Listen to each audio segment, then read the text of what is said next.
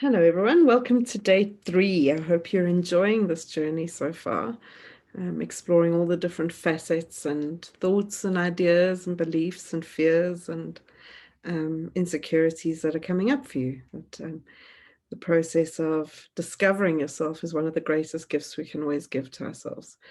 I really have loved reading all your comments and seeing what comes up for you. And it was so useful to see how the different facets of freedom and the principles that we went through yesterday are ones that triggered lots of different thoughts. And it's not surprising that the two biggest ones that came up for you as a group was flow and focus. And so these are things that we can start to see as various themes. And also, maybe when you read the comments, you realize you're not as alone in this journey, that there's so many of us discovering and playing with these various aspects of ourselves. So today on day 3, we're going to start looking at some of the specific aspects of guidance around creating freedom this year, particularly in 2021. And so as you know, there are 3 cards that are the supporting cards for 2021 for us to create freedom. And the 3 cards, it's time to create the life you want to live, be brave, and speak your truth. And the way it actually gets shown when I do the reading specifically for people is the anchor card is it's time to create the life you want to live. Given the desire for freedom, we have to take accountability and responsibility for the life we want, and start owning how we're going to make that happen. And the 2 supporting cards to that is being brave and speaking our truth. So today we're going to be focusing on it's time to create the life you want to live. And tomorrow and Friday, we'll be working with the be brave card and speak your truth. So if we look at it's time to create the life you want to live, the first thing is to notice what's the relationship between creativity and freedom. David Allen says creativity and freedom are 2 sides of the same coin. The freedom to create and how we create our freedom are 2 sort of nuances and perspectives of these important aspects. And when we start to look at our own relationship with creativity, it's a really important relationship to step into. Some of us have quite a robust sense of permission to create, to explore the world of creativity. And that can be anything. That can be creating a new meal, creating a home, creativity in the form of art or dance or music, creativity in forms of work.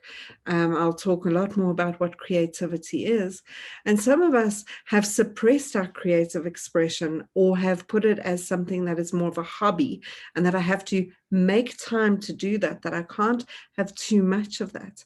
And creativity is a really important aspect of our life.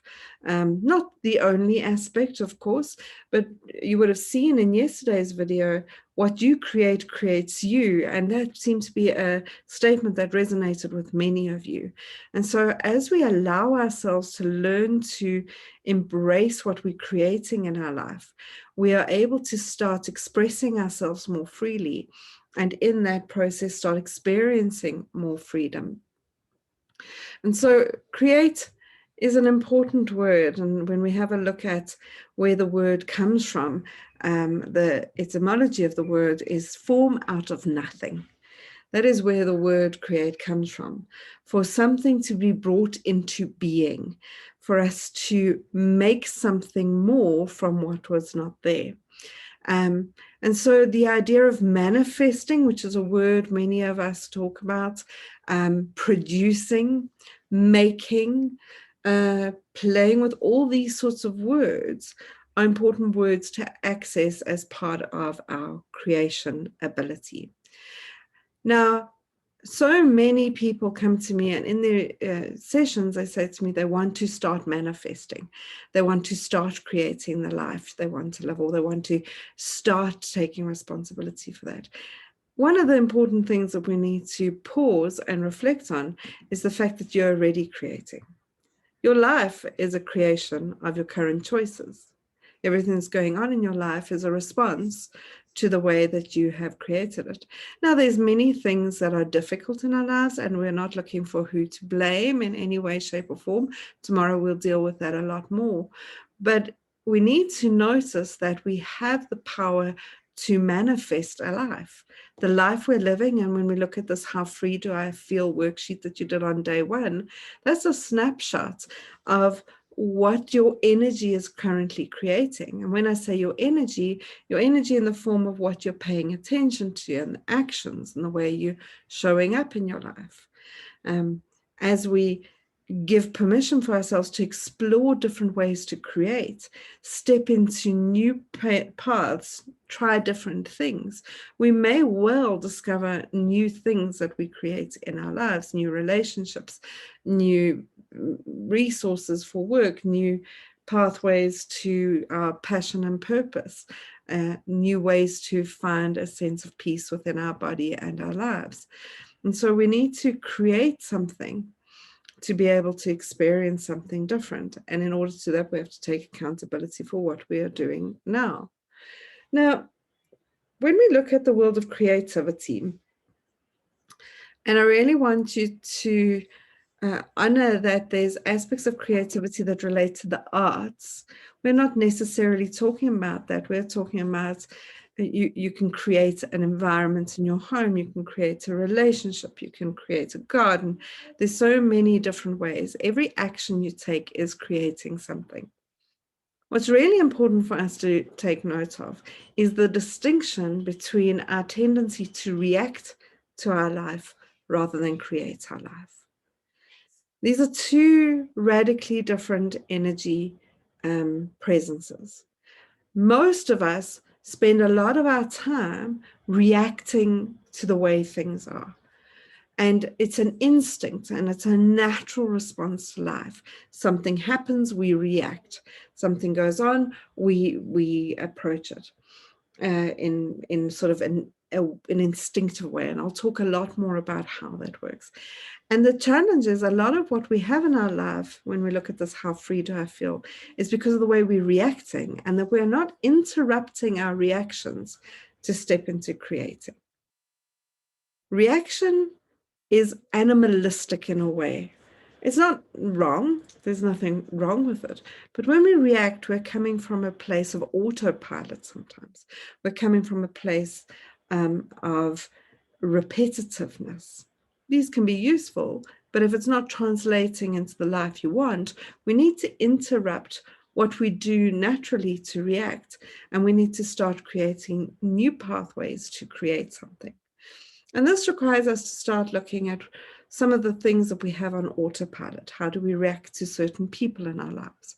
How do we react to the situation about our diary or about our children or about all sorts of things? And how can I interrupt that? Not with the idea that it's wrong, not with any judgment or shame, but more with the permission to say, what else could I do here? And when I can interrupt my reacting and say, what else could I do here?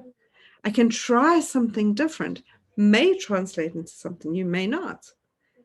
But the more opportunities I have to try new things, the more chance we have of creating something different. We know that age-old statement of, nothing's going to change if you keep doing the same thing over and over and over again. And our reactions may not be leading us to the life that we want. So if we explore this a little bit more and we look at our tendency to react, and we can see that that has an energy blueprint to it. And you can think of yourself just this week and identify for yourself, where is a situation that you would call your response a reaction response? You just reacted.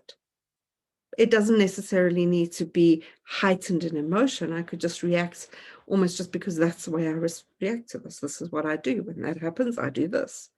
And start to notice the sort of theme of those experiences for you and what that's like for you. Is there any consciousness in it? Is it serving you? Is it bringing you closer to what you're wanting? And if it is, keep doing that. If not, we need to start noticing what happens that takes control of us, that takes us into this instinct to react. On the other side of reaction, we've got creation. Creation is a very different energy. Creation comes from the idea of possibility. What could I do? As I said earlier, what is possible here? What are my options? And remember, we've spoken a lot about freedom being related to choice.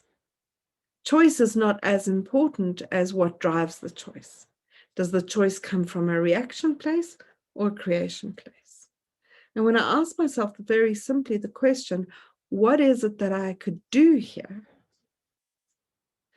Then I'm accessing an energy of inspiration and wisdom, and meditation can sometimes take us into that. And that's why the freedom meditation is such an important thing to do daily for yourself, to step into the possibility of creating a new version of yourself that takes different action, does different things, is willing to try. And so obviously, when I say obviously, maybe it's not so obvious, creation has a heightened sense of fear of failure to it. Because we don't know. We're trying something new, something different. And so we've got this space between reacting and creating. It's not quite as simple as saying, let's just create as opposed to react. There's kind of this thing we call the void in between. Now, the sacred geometry symbol you're seeing here is called the Vesica Piscis, or the Vesica Piscis. The Vesica Piscis is essentially a portal of possibility. 1 + 1 is 3. Two things come together and they create some third possibility. And so somewhere between reacting and creating, we need to find this space in between. And this becomes really important, is that reaction takes over. It's quick. To stop, to pause, to breathe, to choose, to create means I have to find places of reflection, of stillness, of way to open myself up. If my day is full, one thing after the other, we just go into autopilot. We do what's next, and we do this, and we do that, we do that. There's no space to think, space to breathe, space to play, space to create. And so remember yesterday I spoke about our relationship with time and our permission to create space in our day and in our life, to reflect, to pause, to choose. Now that could be some bulk time that we put together. We can say I have taken an hour to journal, using the time that you're using for this program as time that you're using to create, so good job. But it could also be just 2 minutes before I respond to an email. I get an email and I want to react to it. And let me just choose to pause. Think about it. And then respond from the place of creation. What do I want to create here? As opposed to, do I want to make it go away? Or do I want to optimize it? Do I want to shift something? And that energetic blueprint of how we enter into that transaction, into that thing that we're doing, has got a very different energy. One is at a much higher frequency that aligns with the various laws of abundance, creation, manifestation, etc., etc. Whereas the reaction has got a very low frequency to it. And I'll explain why a little bit more now. So we've got to love the void. And in order to love the void, we're not going to spend a lot of time on this today, but one of the things the mind does is can keep us separate from the void by saying that this is boring, or this is lazy, or we do not have enough time for this kind of daydreaming. And those beliefs are really, really important ones for us to interrupt. So as we've already started to discover, we react from a place often of fear.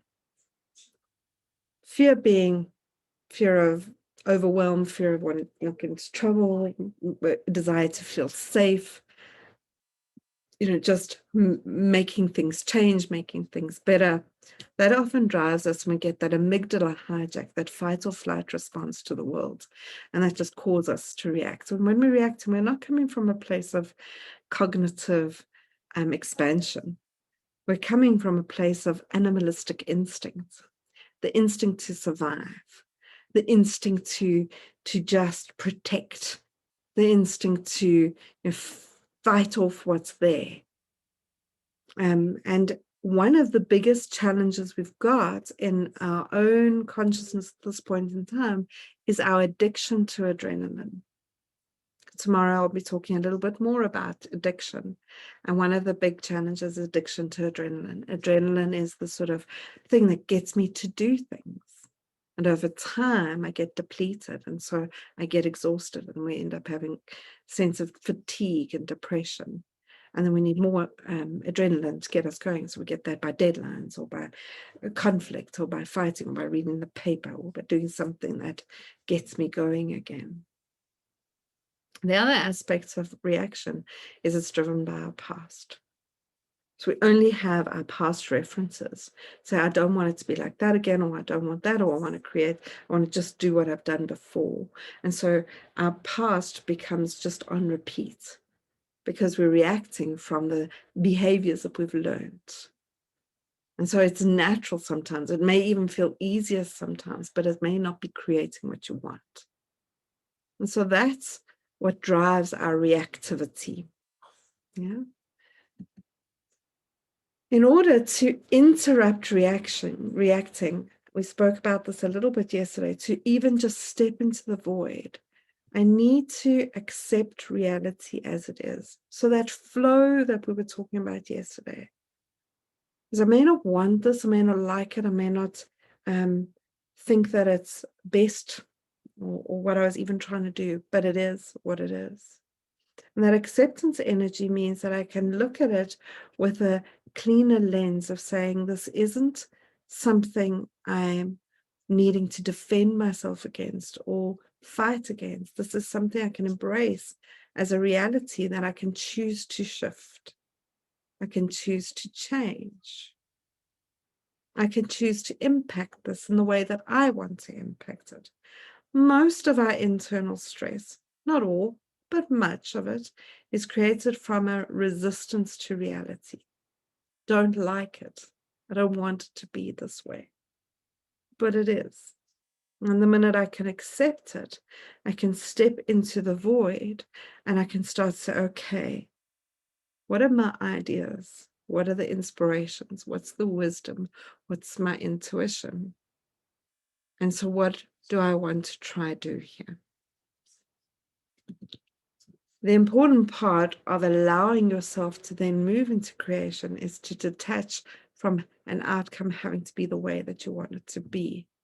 And so remember, we were talking yesterday about flow and freedom being the detachment from a need to control everything. As I detach from controlling, I can try it out and be more curious about what happens. When I've stepped into an attachment of the way it should be, I kind of stay in this reactive mode here as I go back into doing something to control it. But if I go like, okay, that's going on. What could I do here? Let me try this. And then I wonder what will happen. Let's try it out. You know, if I was thinking like an artist, let me add some blue and see what happens. If it doesn't work, I'll do something else. We'll keep trying until something shifts. And so this is actually resilience, not this persevering and pushing through and pushing forward. The playful creation of, let me try this and maybe that'll work. And if that works, I'll do more of it. And if not, I'll do something else. Because there's an abundance of ideas. Yeah. And so that leads us into the energy of creation, which is a far more connected energy to our intuition, our playfulness, and connecting with inspiration. And inspiration is a really important way of working with spirits. Inspiration is often, really means my spirit is moved by this idea. Something feels possible. And it may also feel disrupted. It may feel like it's challenging, but it's inspiring. And when we act on our inspirations, that's when we create. When we act on our inspirations, that's when we create. When we can take an inspiration, something that comes into our mind or our body or soul, says, let's try that. And I express it in the world. I act on it. Something gets created. And then I start to manifest a whole new way of being in the world.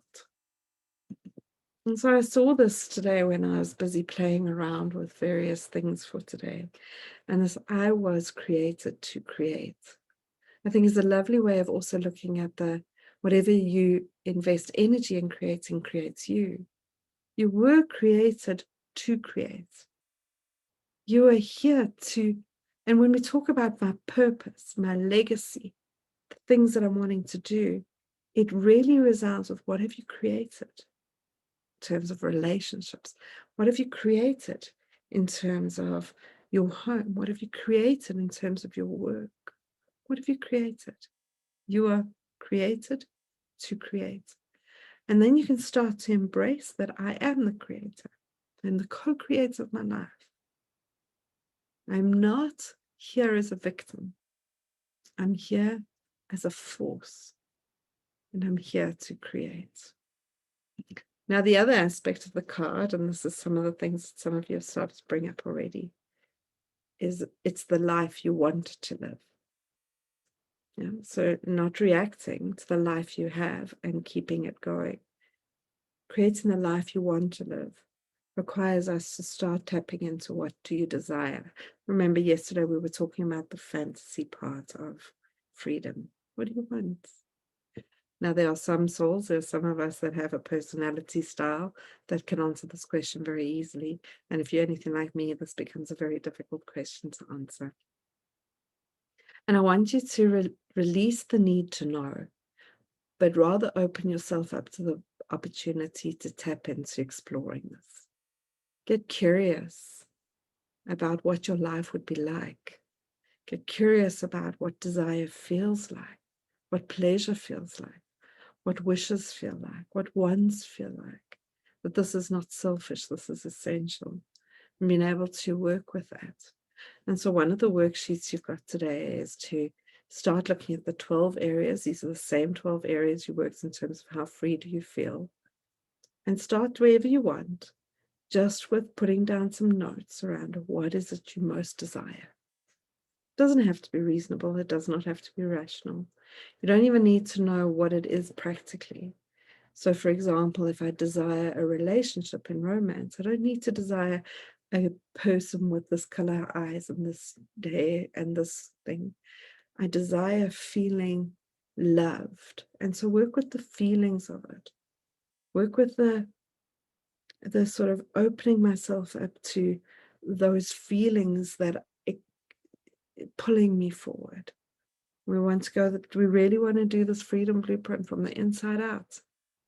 And if you want to play around with pictures or thoughts, and you can get quite practical here. Finance, I want an abundance of money. You can start putting affirmations down here if you want. You don't have to fill in every block. You can fill in the ones you want to. You can work with one at a time if you like. Make this your own journey.